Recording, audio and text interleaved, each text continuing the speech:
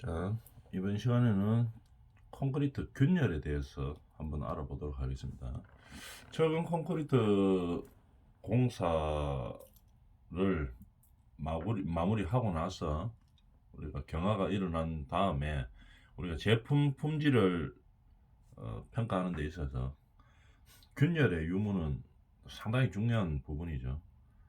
균열이 일단 발생하게 되면은 최근 콘크리트 구조에서 균열이 발생하게 되면은 많은 하자의 원인이 되죠. 첫 번째로 균열이 발생하면 건축물의 구조물의 강도가 상당히 저하되죠. 왜냐하면 균열이 있다는 얘기는 철근 콘크리트니까 철근하고 콘크리트하고가 같이 있는 거죠. 그래서 콘크리트는 압축력에 저항하고 철근은 인장력에 저항하고 이게 이제 기본이죠. 두 가지가 부착이 잘 되어서 그 다음에 압축이나 인장력에 대해서 대응하는 그런 힘을 발휘해야 되는데 일단 균열이 발생하면은 어떻게 되겠습니까? 철근하고 콘크리트하고의 부착 강도가 떨어지죠. 부착력이 떨어진다는 얘기입니다. 그렇기 때문에 우리가 필요로 하는 인장력이나 압축력이 원하는 만큼 나올 수가 없게 되겠죠. 일단 균열이 발생하면은 콘크리트와 철근이 딱 붙지를 않는다는 얘기겠죠. 부착력이 저하된다. 이게 이제 가장 큰 첫 번째 결함 요인이 될 수가 있겠죠. 그래서 또 어떤 게 있겠습니까? 콘크리트가 균열이 발생하면은 누수가 또 발생합니다. 그죠?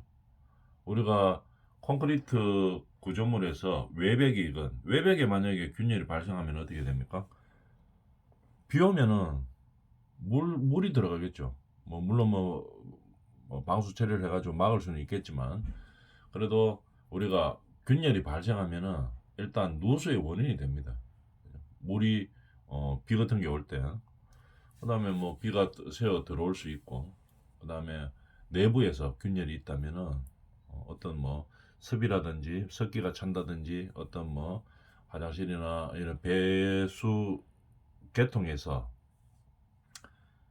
누수가 됐을 때 구조물에서 막을 수가 없죠. 만약에 균열이 일어나 있지 않다면 어느 정도 막을 수 있죠. 콘크리트에서. 그래서 빨리 그것을 처리를 하면 뭐 2차 피해를 막을 수 있는 그런 상황이 될 수가 있는데 근데 그런 것도 막을 수가 없고 이래서 누수의 원인이 되고 일단 철근 콘크리트 구조물에서는 균열이 발생하면은 품질이 아주 많은 저하가 됩니다. 품질에 그죠.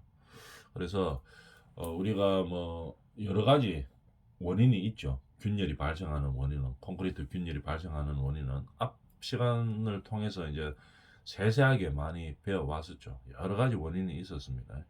그 중에서 제일 뭐 우리가 크게 균열의 발생 원인이라고 보면은 뭐 구조적인 원인도 있을 수 있고 그다음에 콘크리트 탓을 할 때 외기 뭐 온도에 영향을 받을 수도 있고 그다음에 뭐 구조적으로 뭐 크다 메스 콘크리트 같은 거 클 때 어떻게 합니까? 수하열이 많이 발생해서 균열이 이어지는 경우도 있고 항상 콘크리트는 균열을 방지하기 위해서 우리가 여러 가지 대책들을 많이 세우고 그 원인 파악도 많이 하고 있죠. 그런 균열들의 원인들이 어떤 게 있는가 앞 시간에서 대충 다 배운 것들입니다. 한번 정리하는 시간을 가져보도록 하겠습니다. 자, 콘크리트의 균열의 종류에는 크게 우리가 경화 전 균열과 경화 후 균열로 나누어서 우리가 한번 정리해 보도록 하겠습니다. 앞 시간들에 대해서 내용들에 대해서는 다 배웠던 내용들입니다. 한번 정리하는 차원에서 한번 보죠. 경화 전의 균열은 소성수축 균열과 치마 균열로 나누어지고 경화 후의 균열에서는 건조 수축 균열과 온도 균열로 나누어집니다. 크게 이렇게 나누어지고 그 전에 우선은 경화 전의 균열에 대해서 한번 볼까요? 경화 전이니까 콘크리트가 어떤 상황입니까? 딱딱하게 굳기 전 상황이죠, 그죠? 경화 후의 균열은 딱딱하게 굳은 이후에 균열이 발생하는 겁니다. 완전히 경화돼 가지고 뭐 3년 정도 지나 가지고 딱 굳는 그런 상황이 아니고, 보통 콘크리트 경화가 어느 정도의 90% 이상이 이루어집니까? 한 28일 정도 지나면 완전히 다 굳는, 거의 굳는다고 이야기하죠, 그죠? 경화가 진행이 됐다고 이야기합니다. 그 다음에 그런 경화 전에 완전히 경화된 거는 뭐 보통 한 우리가 설계 강도, 기준 강도가 일정 부분 나오는 시기를 우리가 보통 한 28일 정도라고 이야기하죠. 그리고 시멘트가 굳는 시간이 몇 시간입니까? 10시간 전이죠. 10시간 정도 되죠. 10시간 정도 되면은 시멘트가 일반적으로 굳습니다. 그죠? 근데 그게 완전히 어, 딱딱하게 굳은 건 아니죠. 그죠? 그 이후에도 다시 양생이 되기는 하죠. 그렇지만 일반적으로 눈에 보이는 그 시간대가 그 정도 된다 하는 거를 알아놓고 우리가 한번 들어가 봅시다. 경화 전의 균열, 그러니까 딱딱하게 굳기 전에 균열은 어떻게 소성 수축 균열과 치마 균열로 나누어진다 이 말이죠. 소성 수축 균열은 그러면 어떻게 나눌 수 있는가 한번 볼까요? 경화 전의 균열이고, 콘크리트가 완전히 경화되기 전에 원인이 뭡니까? 급격한 건조입니다. 급격한 건조. 급격한 건조로 수분이 빠져나가면 어떻게 되느냐? 체적이 줄죠. 부피가 준다 이 말입니다. 부피가 줄어 소성 수축 균열이 발생하며, 여기까지 설명해 보면, 우리가 콘크리트를 이제 막 타설을 했어요. 타설을 하고 우리가 경화가 보통 일어나기 전에 어떻게 됩니까? 날씨가 엄청 따뜻하다면, 콘크리트 타설했는데 그날 날씨가 갑자기 뭐 한 35도 막 이래 올라갔어요. 그러면 어떻게 됩니까? 여름철에 이런 날 안 치는 게 제일 좋죠. 콘크리트 탓을 안 하는 게 제일 좋은데, 뭐 어떻게 하다 보니까 공기가 뭐 급하고 이래가지고 뭐 어떻게 그렇게 콘크리트 타설을 했습니다. 그러면은 균열이 생기지 않는 뒤처리를 해줘야 되겠죠. 저 앞전 시간에 배웠죠. 뭐 어떻게 합니까? 서균 양생이 되도록 하고, 그 다음에 급격하게 수분이 빠져나가지 않기 위해서 보양을 하죠. 위에 비닐을 씌운다든지 아니면 뭐 보온덮개를 덮는다든지 이렇게 해서 급격하게 건조되는 것을 방지해야 되죠. 그죠? 날씨가 이렇게 그런 상황이 되면. 근데 그런 뭐 조치를 하더라도, 조치만 한다고 다 되는 건 아니죠. 그죠? 안 치는 게 제일 좋은데 그런 날씨에는. 근데 뭐 그렇게 막 조치를 하더라도 막을 수는 있지만 완전히 없앨 수는 없는 거죠. 그렇다 보니까 급격한 건조로 일단 수분이 빠져나가죠. 경화되기 전에는 하루 지나기 전에 이 말입니다. 그래서 콘크리트 타설하고 하루 지나기 전에, 굳기 전에 이 말이죠. 날씨가 엄청 더우면은 물이 빨리 빠져나가죠. 날씨가 더우니까 물이 정발이 빨라지는 거잖아요. 근데 이렇게 되면은 어떻게 됩니까? 체적이 줄죠. 왜냐하면은 물이 빨리 건조됐다고 한번 생각해 봅니다. 그러니까 물이 없어지는 상황이잖아요. 물이 없어지니까 물이 없어지는 만큼의 부피가 줄어들게 되겠죠. 이걸 갖다 소성 수축 균열이라고 이야기합니다. 이때 균열이 발생한다는 얘기겠죠. 이렇게 균열이 발생 안 하려고 하면은 뭐가 있어야 됩니까? 시멘트, 물, 모래, 자갈이 정확한 비율로 적절하게 양생이 되어 가지고 천천히 양생이 되어야 됩니다. 그죠?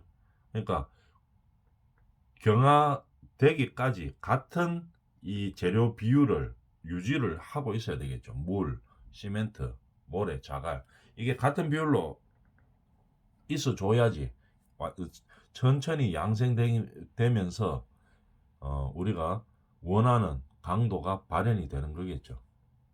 그런데 갑자기 뭐가 없어졌다? 물이 없어졌다. 왜? 급격한 건조로. 너무 더워서. 그죠? 건조가 빨리 됐대요. 또는 뭐 날씨도 덥고 바람도 빨리 불고 막 이래가지고 물이 빨리 없어졌어요. 그러면 어떻게 됩니까? 물이 없는 상태 또는 적은 상태에서 시멘트, 모래, 자갈만 가지고 양생된다고 한번 생각해 보면 알겠죠. 이게 뭡니까? 양생이 적절하게 소변 양생이 되는 상황이 아니죠. 물이 없는 상황에서 양생이 된다는 얘기겠죠. 그러니까 당연히 뭐가 생기겠습니까? 균열이 발생하게 되겠죠. 그죠? 물이 없거나 적기 때문에 충분히 충분한 양이 있어야 됩니다. 필요한 양만큼이 있어야 되는데 그 양의 물이 없어졌기 때문에 균열이 발생하는 겁니다.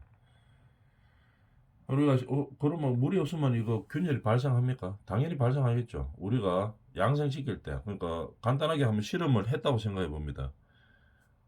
물이 없는 상황에서 시멘트 모래 자갈만 가지고 한번 섞었다고 생각해 봅니다. 그러고 양생시키면 이 양생이 됩니까? 이게 안 되죠. 아예 물이 없으면 양생 자체가 안 되는 거고 물이 일정 수준이 있어야 되는데 물이 조금만 있으면 어떻게 됩니까? 되기는 되는데 양생이 되긴 되는데 균열이 많이 발생하겠죠. 그리고 강도가 원하는 강도만큼이 안 나오게 되겠죠. 이런 식으로 적당한 물의 양이 있어야지 콘크리트가 어떻게 됩니까? 양생이 되는 거겠죠. 근데 물이 어떻게 급격하게 건조돼서 빠져나가 버리면은 왜 빠져나간 겁니까? 온도가 높다든지 바람 같은 게 불어가지고 수분이 빨리 증발된다든지 이렇게 하면은 어떻게 됩니까? 균열이 일어납니다. 그 균열을 소성수축 균열이라고 이야기하는 거겠죠. 알아둡니다. 경화절의 균열 중에서 소성수축 균열은 이런 식으로 발생하는 거다. 알아놓고 그 다음에 경화전의 균열 중에서 치마균열 내용을 한번 보면은 자중에 의한 겁니다. 자중에 의한 압밀에 의한 무게 때문에 쳐지는 거죠. 그죠? 경화되기 전에는 그러니까 콘크리트 타설하고 완전히 경화되기 전에는 어떻게 됩니까? 어떤 우리가 구조물의 자중이 있죠, 그죠? 뭐 예를 들어서 뭐 어떤 것들이 있겠습니까? 자중이 너무 높아 자체 무게가 너무 높아서 그냥 쳐지는 겁니다. 이런 식으로. 뭐 철근 무게에 의해서 그렇게 될 수도 있고 아니면은 뭐 거푸진 무게에 의해서 침하될 수도 있고 이런 하여튼 상황에 자중에 의해서 침하되는 겁니다. 침하가 되면 어떻게 됩니까? 균열이 당연히 발생하겠죠. 밑으로 꺼진다 이 말입니다. 우리가 슬라브 같은 거 뭐 콘크리트 타설 했다고 한번 봅니다. 슬라브 콘크리트를 뚝 타설을 했는데 예를 들어서 콘크리트 무게가 너무 무거워요. 우리가 계산을 해봤지만도 뭐 계산이 잘못됐다든지 아니면은 뭐 자중 계산이 잘못됐다든지 아니면은 뭐 철근 무게가 너무 무겁다든지 아니면 설비를 넣었는데 설비의 무게가 너무 무겁다든지 여러 가지 원인이 있을 수가 있겠죠. 이런 구조물의 자중에 의해서 어떻게 됩니까? 너무 무거우면 규전치보다 너무 무거우면 밑으로 경화되기 전이니까 처지죠. 콘크리트가 처지면서 그때 균열이 발생하는 겁니다. 이렇게 되면은 어떻게 되냐요? 철근 주변에 밑으로 쳐졌다고 약간 뭐 그렇다고 해가 뭐 한 100mm 쳐지고 막 이렇게 하지는 않아죠. 조금 쳐지는 겁니다. 그죠? 100mm 쳐지면 이 붕괴되죠. 그죠? 그 정도 상황이 아니고 우리가 딱 원하는 그 위치가 있죠. 거기서 약간 처진다는 얘기입니다. 약간 처지면 어떻게 되겠습니까? 철근 콘크리트가 밑으로 쳐졌다고 생각해 봅니다. 그러면 특히 철근 주변에 공극이나 균열이 발생할 가능성이 높죠. 왜냐면 철근은 그대로 있죠. 근데 콘크리트가 밑으로 약간 처진다는 얘기입니다. 그죠? 약간 처지게 되겠죠. 자중에 의해서. 약간 처지게 되면은 어떻게 균열이 발생하게 되겠죠. 왜냐하면은 처지지 않아 가지고 콘크리트가 처지지 않아 가지고 철근 주변을 부착력이 있게 딱 잡고 있어야 되겠죠. 콘크리트가 딱 잡고 있어야 되는데 콘크리트가 살짝 처졌어요. 그럼 특히 많이 처지는 부분이 어디겠습니까? 철근 밑에 부분, 철근 하부 요게가 약간 처질 수가 있겠죠. 그러면 이렇게 처지게 되면은 철근 주변이 어떻게 균열이 발생하게 되는 겁니다. 많이 발생하는 경우는 어떻게 되겠습니까? 철근 직경이 클수록 많이 발생하는 겁니다. 철근이 16mm보다 21mm가 더 크죠. 그러니까 직경이 더 크니까 직경이 더 큰 철근 밑에가 어떻게 자중에 의해서 콘크리트가 약간 꺼진다는 얘기죠. 치마가 일어난다는 얘기입니다. 그러니까 거기서 균열이 발생하게 되는 거겠죠. 치마균열이라고 이야기합니다. 그래서 철근의 직경이 클수록 또는 피복 두께가 얇을수록 또는 부재의 두께가 다르거나 콘크리트의 타설 높이가 다를 경우에 많이 발생한다 이런 얘기입니다. 자중에 의해서 발생하는 균열을 뭐 치마균열이라고 이야기하죠. 많이 일어나는 경우는 철근이 너무 두껍다든지 아니면은 피복 두께가 얇다든지 부재의 두께가 다르거나 콘크리트의 타설 높이가 다를 경우에 이런 치마균열이 많이 발생합니다. 자중에 의해서.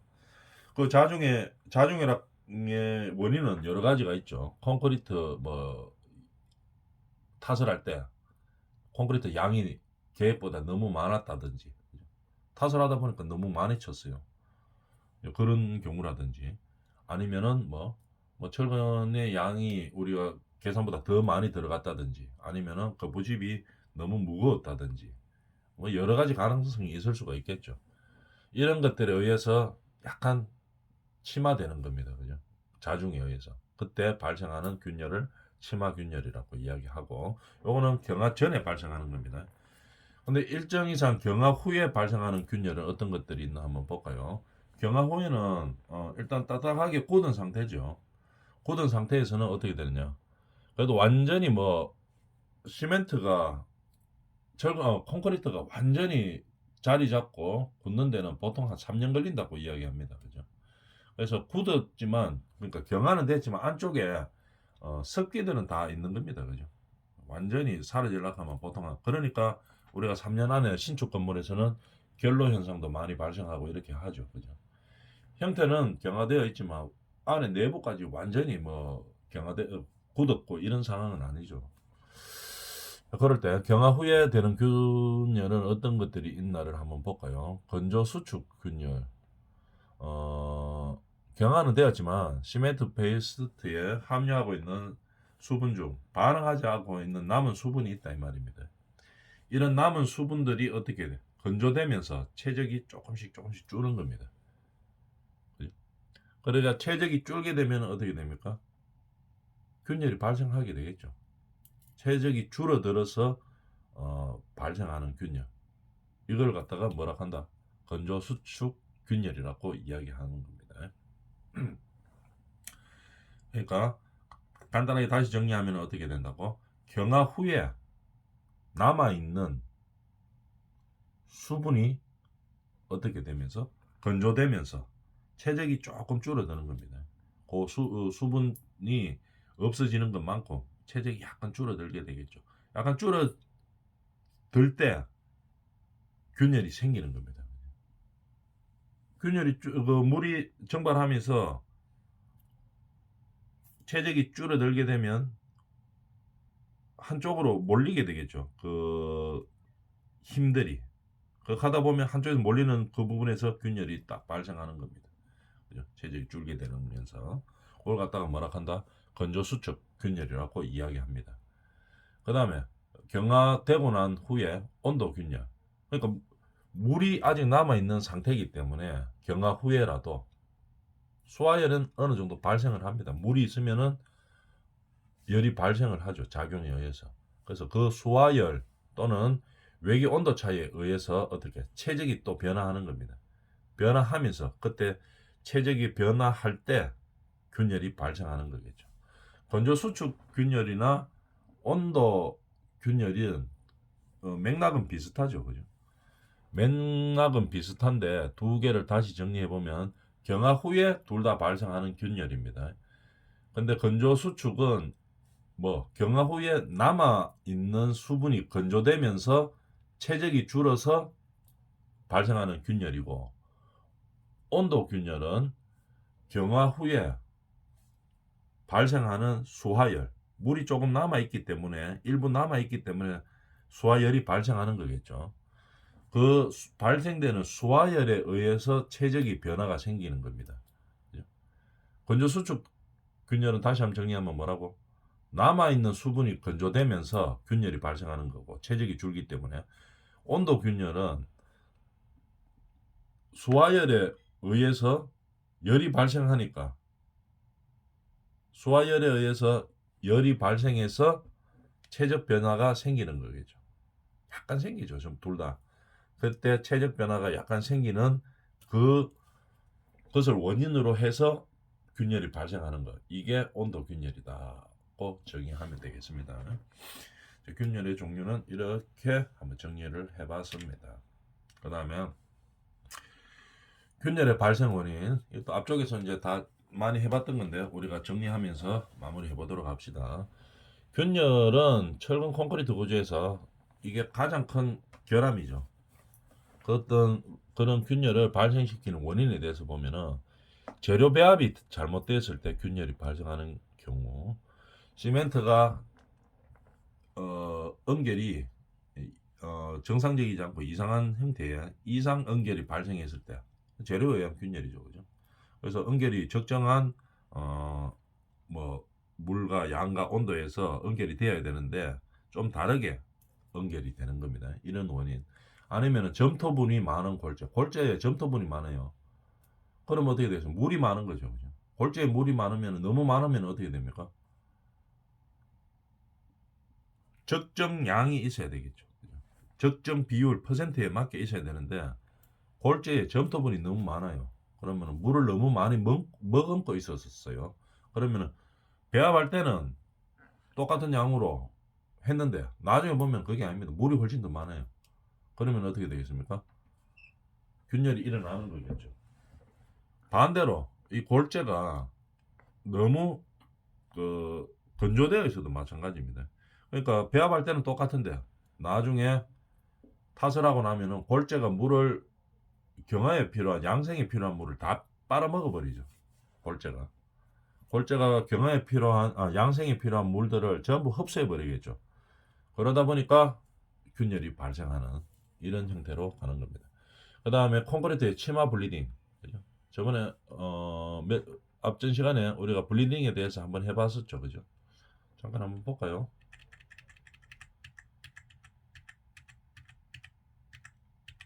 뭐 이런 거 갖다 블리딩 현상이라고 이야기하죠. 기억나죠? 그래서 재료 분리가 돼가지고 어떻게 물이 위로 뜨는 거죠. 위로 떠가지고 있다가 이게 뭐합니까? 물이 정발되겠죠. 정발되면서 어떻게 돼요? 이런 데 균열이 발생하는 거죠. 이거 갖다 블리딩 현상이라고 하는 거. 좀 시간에 많이 다뤄봤었죠. 그러니까 다 블리딩 현상.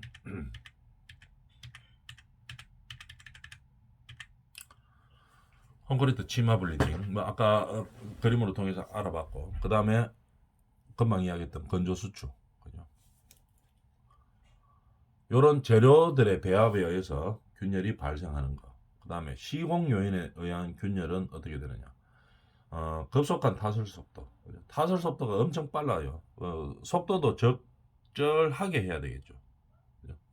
그 다음에 높이도 타설 높이도 적절하게 해야 됩니다. 그죠? 적당한 낮게 할수록 좋은 거죠. 급속한 타설 속도 빨리 타설해 버리면 어떻게 됩니까? 어떻게 될까요? 앞 시간에 많이 했었죠. 재료가 같이 뭉쳐져가 있어가 양성이 돼야 되는데 시멘트, 물, 모래, 자갈이 같이 있어야 되는데 빨리 타설해 버리면 어떻게 됩니까? 막 빠르게 하면은 재료가 분리가 되죠. 분리가. 그죠? 속도가 막 빠르면 분리가 됩니다. 그러면은 뭐 골재 따로, 시멘트 따로, 물 따로, 뭐 모래 따로 막 이렇게 되는 상황이 발생하죠. 그러니까 균열이 당연히 발생하겠죠. 그 다음에 거푸집의 부풀음, 우리가 저 콘크리트 헤드 같은 거 할 때, 저 앞전 시간에 했었죠. 콘크리트 헤드 같은 거 할 때 거푸집이 부풀었다든지 아니면은 동바리가 딱 우리가 일정한 높이를 딱 잡고 있어야 되겠죠. 근데 이게 처지거나 옆으로 삐끌려요. 그러면 어떻게 됩니까? 균열이 당연히 발생하게 되겠죠. 동바리 같은 게 45도로 딱 받치고 있어야 되는데 동바리가 너무 자중이 무거워 밑으로 꺼졌다. 이러면은 콘크리트가 양생되기 전에 어떻게 됩니까? 밑으로 처지니까 당연히 균열이 발생하겠죠. 거푸집의 부풀음도 마찬가지고. 그 다음에 급속한 건조. 이건 계속 나오는 거죠. 급속한 건조가 되지 않도록 우리가 서빈 양생을 하고 보온재를 덮고 이제 이렇게 해야 되는데, 날씨가 덥고 이런데 급속한 건조가 일어나면 물 증발이 빠르니까 균열이 일어나겠죠. 그 다음에 양생 불량. 서빈 양생이나 뭐 기본이 서빈 양생이죠. 양생을 할 때는 서빈 양생으로 해야 되는데 어, 그런 걸 해주지 않았을 때 우리가 균열이 발생하는 거겠죠. 그 다음에 재료 배합에서 오는 균열은 뭐 부동치마라든지, 그 다음에 단면 철근량이 부족했다든지, 당연한 얘기겠죠, 그죠? 그 다음에 한쪽으로 응력이 집중되었다든지, 그 다음에 단면이 큰 것과 작은 것의 경계 부분, 이럴 때는 항상 균열 발생할 수가 있는 소지가 많죠. 단면이 한쪽은 크고 한쪽은 작아요. 이 부분이 만나는 부분이. 그러면은 당연히 집중되는 부분이 응력 집중이나 이런 게 다르죠. 그래서 큰 단면과 작은 단면이 만나면은 거의 균열이 발생할 가능성이 상당히 높습니다. 그래서 어떻게 해야 됩니까? 그 상황에 따라서 보강을 철저하게 해줘야 되겠죠. 철근으로 보강을 할 수도 있고, 아니면은 뭐 거푸집을 그쪽은 어떻게 더 확실하게 되어서 균열이 발생하지 않도록 한다든지, 아니면 아예 조인트를 준다든지, 이렇게 해가지고 균열이 발생하지 않도록 해야 됩니다. 그죠? 그 다음에 또 시공 요인들에 대해서 보면은 설계 하중을 초과했다든지, 그죠? 그러면은 설계 하중 초과해버리면은 양성되기 전에 당연히 처지죠.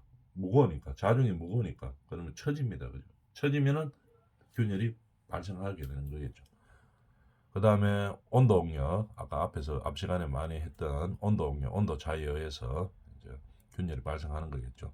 그 다음에 옥상 슬라브의 신축, 슬라브 자체가 너무 넓어요. 그러면은 신축 작용이 일어나죠. 그러니까 아싸리 처음에 어떻게 해야 됩니까? 균열이 발생하지 않도록 조인트를 줘야 되는 그런 상황이 있는 거겠죠. 그 다음에 산염류의 화학 작용을 방지하기 위한 뭐 어떤 재료들을 써야 되겠죠. 혼화제를 쓴다든지 그런 것들을 사용해야 되는데, 그런 것들을 사용하지 않고 조심하지 않고 시공하다 보면은 철근 콘크리트 구조물에서 균열이 발생한다, 이런 얘기입니다. 자, 이번 시간까지 제가 철근 콘크리트에 대해서 이제 마무리를 해봤죠. 자, 여기까지 했는 내용에 대해서 한번 여러분들이 한번 생각해보는 시간을 가지도록 하고, 이번 시간 여기까지 하도록 하겠습니다.